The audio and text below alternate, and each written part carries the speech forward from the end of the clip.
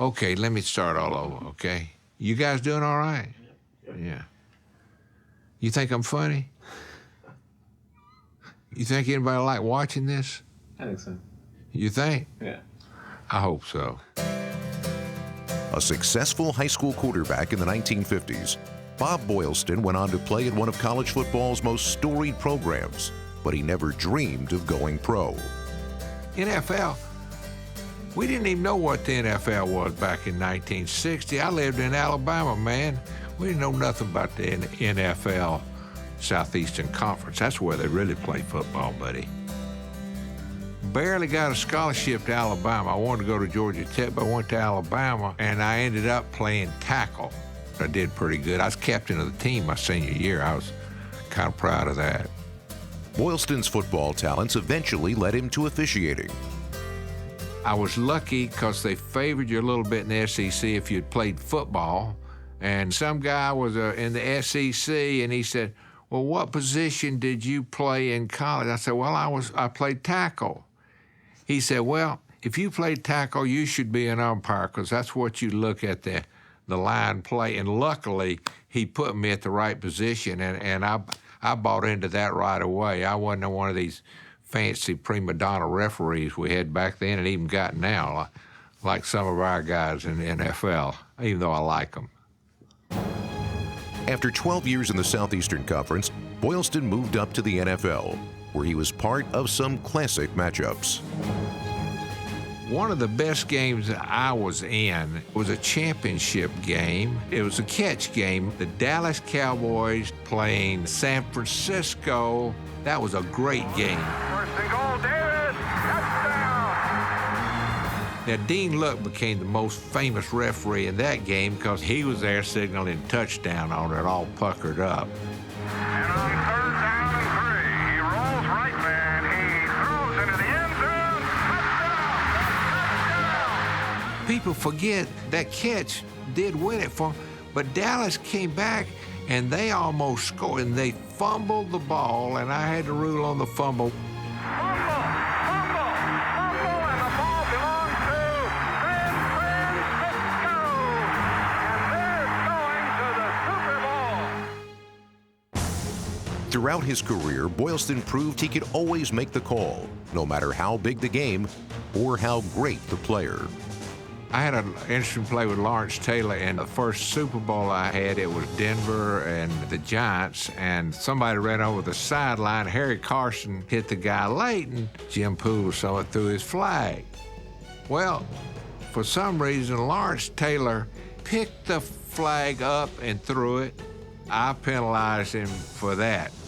That kind of put the Giants in a hole, but they ended up winning the game. Boylston learned the hard way that being an umpire in the NFL has its ups and downs. Getting knocked over as an umpire, yeah, I can tell you a lot about that. Because I didn't get knocked over much till I got to be an old broken down piece of crap. I had bad knees and I wasn't moving very good and I didn't want to quit. And I'd get knocked down at least once a game, sometimes 2 times a game. And I kept getting up. And I got up one too many times. I was in the nicest place you'd ever want to be. They're very sympathetic with me. I was in Oakland, California, and they were playing Cincinnati in 1998.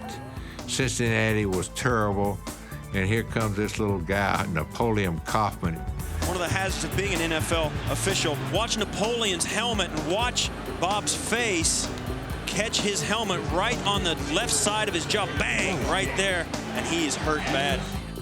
He runs over me, my hip gets broken, and I'm down. And I was laying there, and I was down on, oh man, I'm hurting.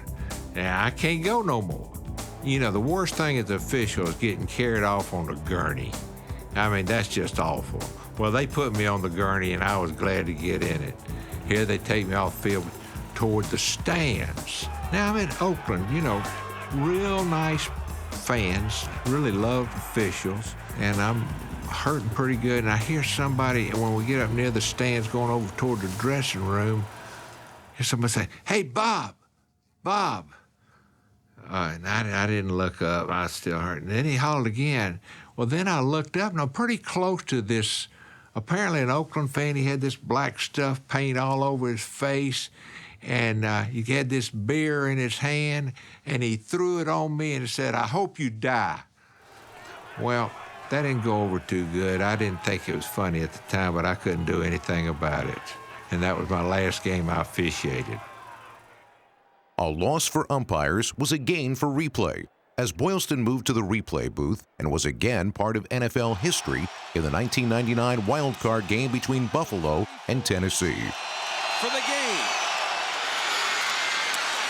He got it.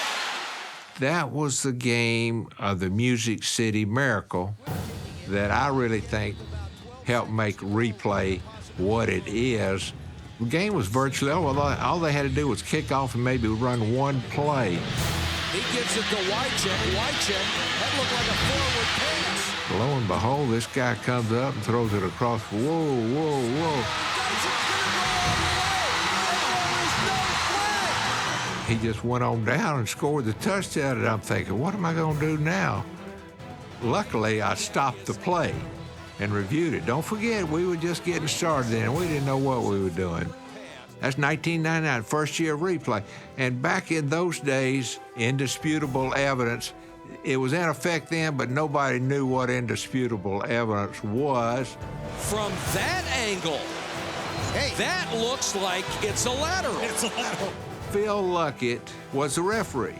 Phil called this play, and I agreed with him that it wasn't enough to change. And the play stood, and there was some controversy about it. I thought that was a big play for him, not just because I was involved, but it gave replay credibility. Plus, I was a replay guy, and I made it go to another level. With the support of his loving wife, Wanda, Bob Boylston became one of the game's best officials and helped create the NFL Referees Association, as well as some lasting friendships.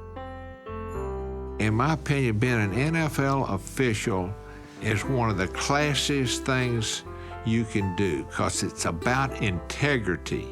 I mean, they have more integrity than any other group of people that I know. That could be preachers, that could be lawyers, excuse me. As corny as it sounds, I'm gonna miss the guys the most. Not the games, but being part of a crew. My best friends are really basically come from officiating. If I had worked as hard at my job being a stockbroker, if I did officiating, I'd be making a lot of money. I would have made a lot of money. Was that enough bullshit? That's plenty of bullshit. You got enough? Yeah, I got plenty. Did I talk as good as Gerald Austin? Maybe better. Maybe better. You know, hell, Gerald, I beat Gerald's butt.